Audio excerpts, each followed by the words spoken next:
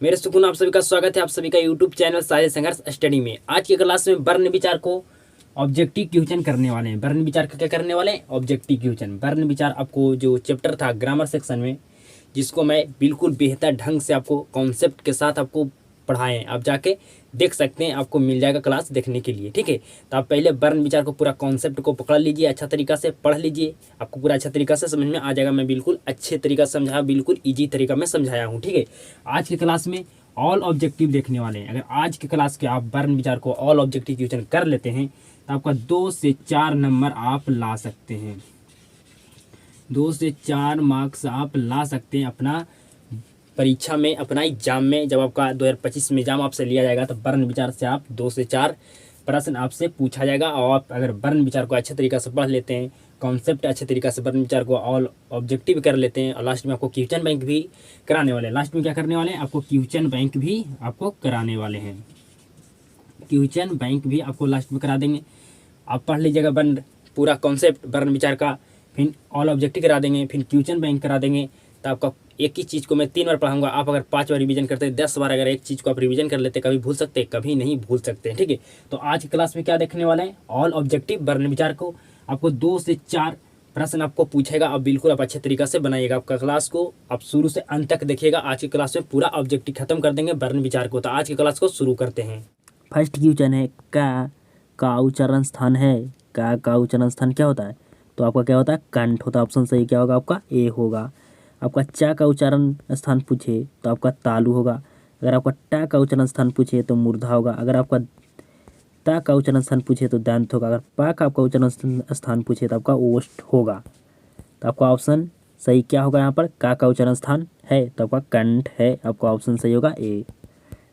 अगला प्रश्न है चा का उच्चारण स्थान है। चा का उच्चारण स्थान है तो चा का उच्चारण स्थान क्या होता है? तो तालु होता है। ऑप्शन सही क्या होगा? आपका बी होगा। अगला प्रश्न है टा का उच्चारण स्थान है। टा का उच्चारण स्थान है तो टा का उच्चारण स्थान क्या होता है? मूर्धा होता है। ऑप्शन सही क्या होगा? आपका सी होगा। अगला प्रश्न है ता का उच्चारण स्थान है। ता का उच्चारण स्थान क्या होता है? दंत होता है। ऑप्शन सही होगा आपका डी। अगला क्वेश्चन है पा का उच्चारण स्थान है। पा का उच्चारण स्थान क्या है? तो आपका होगा ओष्ठ। पा का उच्चारण स्थान है। पा बर का उच्चारण स्थान है। पा का उच्चारण स्थान का है या पा बर का उच्चारण स्थान है तो आपका क्या होगा? ओष्ठ है। ऑप्शन सही क्या होगा? आपका बी होगा।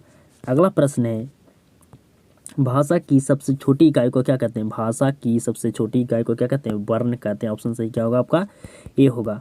भाषा के लिखने के तरीका को क्या कहते हैं? लिपि कहते हैं। ऑप्शन सही क्या होगा? आपका अगर पूछे आपसे कि भाषा के लिखने के तरीका को क्या कहते हैं तो लिपि कहते हैं।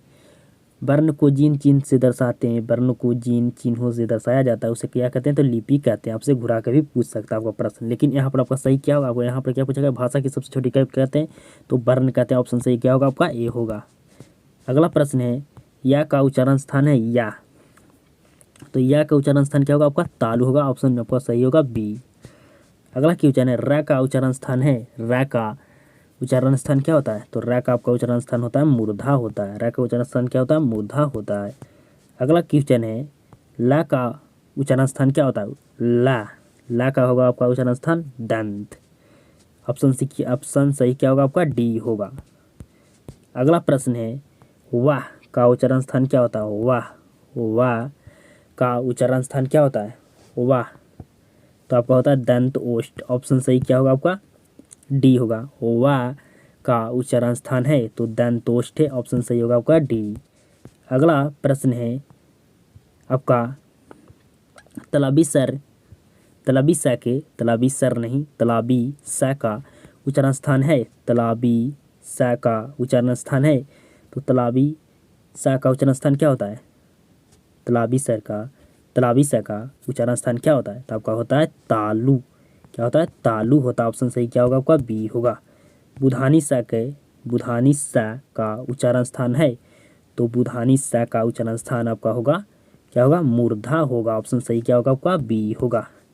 आपका ये सा का उच्चारण स्थान क्या है?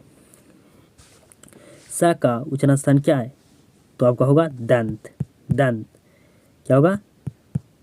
उच्चारण स्थान ये सिंपल सा सा है, ये सा का उच्चारण स्थान क्या होता है? दंत होता है। ऑप्शन सही क्या होगा? आपका डी होगा। अगला प्रश्न है ह का उच्चारण स्थान है, तो ह का उच्चारण स्थान आपका क्या होता है? कंठ होता है। ह का उच्चारण स्थान क्या होता है? कंठ होता है। अगला प्रश्न है हिंदी में स्वर वर्णों की संख्या होती है 11। कितना होता है? 11। ऑप्शन सही क्या होगा आपका? बी होगा। अगला प्रश्न है हिंदी में व्यंजन वर्णों की संख्या है, तो व्यंजन वर्णों की संख्या 33 है। स्वर वर्णों की संख्या आपका 11 है। और आपका हिंदी भाषा में कुल वर्णों की संख्या 52 है और स्पर्श व्यंजन की संख्या 25 है। अगला प्रश्न है या रा ला वा को क्या कहते हैं? या रा ला वा को क्या कहते हैं? तो या रा ला वा को क्या कहते हैं? अंत अष्ट व्यंजन कहते हैं। ऑप्शन सही क्या होगा आपका? ए होगा। अगला प्रश्न है तीनों सा और हा को क्या कहते हैं? तीनों सा और हा को क्या कहते हैं? उसमें व्यंजन कहते हैं। ऑप्शन सही क्या होगा आपका? बी होगा। अगला प्रश्न है घा ध्वनि का ध्वनि स्थान क्या है? घा का ध्वनि स्थान क्या है? तो घा का धा नहीं, घा का तो आपका कंठ होगा। का खा गा घा का उच्चारण स्थान क्या होगा? तो आपका कंठ होगा, क्योंकि का वर्ग में आता है। क्या किस वर्ग में आता है? का वर्ग में आपका घा आता है। अगला क्वेश्चन है यदि एक के बाद कोई भी भिन्न स्वर आए तो ए किस में परिवर्तित हो जाता है? तो आपका ऑप्शन सही होगा ए आय में परिवर्तित हो जाता है। अगला प्रश्न है वर्णों के समूह को क्या कहते हैं? वर्णमाला कहते हैं। ऑप्शन सही क्या होगा आपका? ए होगा। अगला प्रश्न है छात्राज्ञा स्रा को क्या कहते हैं? तो संयुक्त व्यंजन कहते हैं। क्या कहते हैं? संयुक्त व्यंजन कहते हैं। ऑप्शन सही होगा आपका क्या होगा? बी होगा। अगला प्रश्न है ई जो आपका इस तरह से ई है, ये ई वर्ण है, तो आपका दीर्घई स्वर है। जो आपका इस तरह से ई है, बड़ी ई है, बड़ी ई आपको ये कौन सा वर्ण है? तो आपका दीर्घ वर्ण है। ठीक है, दीर्घ स्वर है, दीर्घ वर्ण नहीं, दीर्घ स्वर है। दीर्घ स्वर की संख्या कितना होता है? 7। हस स्वर की संख्या कितना होता है? 4। ठीक है, कौन कौन होता है आपका हस स्वर? तो आपका होता है आ, हस भी ऊ और साथ में आपका री होता है। जो आपका होता है हस स्वर की 4 संख्या होता है आ, हसबी, हसबू और री। और आपका दीर्घ स्वर क्या होता है? कितना होता है? तो 7 होता है। कौन कौन होता है? तो आपका आ होता है, दीर्घ ई होता है, दीर्घ ऊ होता है, ए होता है, आय होता है और ओ होता है और आपका क्या होता है? औ होता है। अगला प्रश्न है ऊ वर्ण है तो ऊ क्या है आपका? ऊ आपका हस्व स्वर है। ऑप्शन सही क्या होगा आपका? बी होगा। अगला प्रश्न है ज्ञ संयुक्त वर्ण किन ध्वनियों से बना है? बताइए जो आपका ज्ञ है किन किन वर्णों के मेल से बना है? तो आपका ऑप्शन सही क्या होगा? आपका ऑप्शन सही होगा ए आधा जा और प्लस आधा ज्ञ से। जो आपका छ बना है जो किसके वर्णों के मेल से बना है? तो आपका आधा सा और प्लस आधा आपका बुधानी सा से बना है। आपको त्रा किसको वर्ण के मेल से बना है? तो आधा ता और रा के मेल से बना है। और सरा जो आपका इस तरह सा होता है, ये किसको किन वर्णों के मेल से बना है? तो आपका किन ध्वनियों के से बना है? तो आपका आधा सा और आधा रा से बना है। आपका ऑप्शन सही क्या होगा? यहाँ पर ए होगा, आधा जा प्लस आधा यहाँ से क्या बना है? ज्ञ बना है। अगला प्रश्न है द को आप किसके अंतर्गत रखते हैं? द को आप किसके अंतर्गत रखते हैं? तो व्यंजन के अंतर्गत रखते हैं। ऑप्शन सही क्या होगा आपका? ए होगा। अगला प्रश्न है व्यंजनों के अंत में हलंत लगाने पर उसका मान होता है, तो उसका मान क्या होता है? हलंत लगाने पर अगर कोई व्यंजन वर्ण है तो इसको हलंत लगा दिए का पर, तो इसका मान क्या होगा? का आधा हो गया। क्या होगा? का आपका आधा हो गया। अगला प्रश्न है व्यंजन के कितने प्रकार होते हैं? व्यंजन के 3 प्रकार होते हैं, स्पर्श व्यंजन, उसमें व्यंजन, अंत अष्ट व्यंजन। स्वरों के उच्चारण में लगने वाले समय के आधार पर स्वर वर्ण के कितने भेद होते हैं? तो 3 भेद होते हैं। आपका दीर्घ स्वर, ह्रस्व स्वर और आपका प्लुत स्वर होता है। ठीक है, अगला प्रश्न है निम्नलिखित में से अंत अस्त व्यंजन कौन है? अंत अस्त व्यंजन कौन है? तो अंत अष्ट व्यंजन आपका कौन है? बताइए। यह आपका क्या है? अंत अस्त व्यंजन है। अगला क्वेश्चन है एकमात्री स्वर निम्न में से कौन है? एकमात्री कहे तो ह्रस्व स्वर, अगर 2 मात्रिक पूछे तो दीर्घ स्वर, अगर 3 मात्रिक पूछे तो प्लुत स्वर। तो यहाँ पर ऑप्शन सही क्या होगा आपका, 1 मात्रिक पूछ रहा तो आपका ऑप्शन सही होगा ए ह्रस्व स्वर।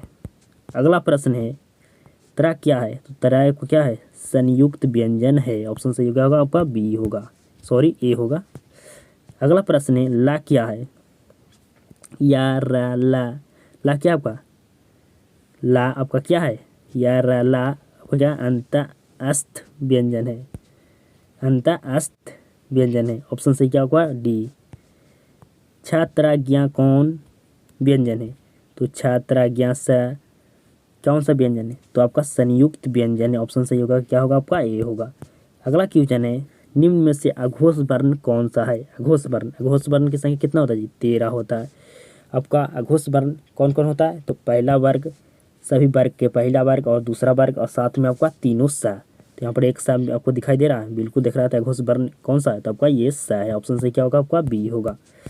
अगला प्रश्न है निम्नलिखित में से घोष वर्ण कौन सा है, घोष वर्ण, तो घोष वर्ण की संख्या कितना होता है जी 20। आपका सभी वर्ग का तीसरा, चौथा, पाँचवा और आपका या रा ला हुआ और आपका हा। तो आपका तीसरा यहाँ पर वर्ग कौन पर दिखाई दे रहा है आपको, तो आपका गा दिखाई दे रहा है जो तीसरा वर्ग है। ऑप्शन सही क्या होगा आपका ए होगा। अगला क्वेश्चन है निम्नलिखित में से अल्प प्राण कौन सा है। आपको बताना है कि अल्प प्राण कौन सा है। तो अल्प प्राण की संख्या कितना होता है, अल्प प्राण की संख्या कितना होता है टोटल 19। कितना होता है 19 होता है। सभी वर्ग का आपका पहला, सभी वर्ग का पहला, तीसरा, पाँचवा और साथ में क्या होता है आपका अंत अष्ट व्यंजन होता है, मतलब या रा ला और साथ में आपका हुआ। टोटल हो गया आपका 19, 15 इधर और 4 कितना हो गया 19 होता है। आपको बताना है कि अल्प प्राण कौन सा है। तो अल्प प्राण कौन सा होता है, वर्ग, सभी वर्ग का पहला, पहला वर्ग और तीसरा वर्ग और पाँचवा वर्ग। तो पहला वर्ग में आपको देखिए तो कौन है, पा आपका जो आता है कौन, पहला वर्ग में। ऑप्शन सही क्या होगा आपका डी होगा। अगला क्वेश्चन है निम्नलिखित में से महाप्राण कौन सा है। महाप्राण की संख्या कितना होता है, तो 14 होता है। महाप्राण कितना होता है जी 14 होता है। महाप्राण की संख्या 14 होता है। कौन होता है, कौन सा वर्ग होता है, सभी वर्ग का आपका होता है दूसरा और चौथा होता है और साथ में आपका क्या होता है, तो ऊष्म व्यंजन होता है। क्या होता है, ऊष्म व्यंजन होता है। तो बताइए यहाँ पर कि महाप्राण कौन सा होगा, कौन सा महाप्राण है। तो आपका महाप्राण यहाँ पर कौन है, दूसरा वर्ग, सभी वर्ग का दूसरा चौथा। तो दूसरा वर्ग कौन है यहाँ पर, क्या है, खा है, जो आपका क्या है यहाँ पर महाप्राण है। आपका तीनों सा में आपका औहाक यहाँ पर तो है ही नहीं। आपका पहला वर्ग नहीं होने वाला है, पहला वर्ग कट गया, ये पहला वर्ग कट गया। और आपका जो सी है ऑप्शन है ये कौन सा है, ये आपका दीर्घ स्वर है, तो ये नहीं होगा। तो आपका ऑप्शन क्या होगा, आपका ऑप्शन ये होगा खा है, जो आपका महाप्राण है यहाँ पर। तो आपको वर्ण विचार से आपको 38 ऑब्जेक्टिव कराएं, जो भी आपको पढ़ाए थे टॉपिक आपका वर्ण विचार में, सारा टॉपिक से आपको क्या कर दिए, ऑब्जेक्टिव क्वेश्चन कंप्लीट कर दिए। आपका एग्जाम में एक भी प्रश्न यहाँ से नहीं छूटने वाला है, अगर आपका एग्जाम में पूछा जाए तब। तो आपको कंप्लीट हो गया वर्ण विचार, आपका कॉन्सेप्ट पढ़ा दिए, आपका ऑल ऑब्जेक्टिव भी करा दिए।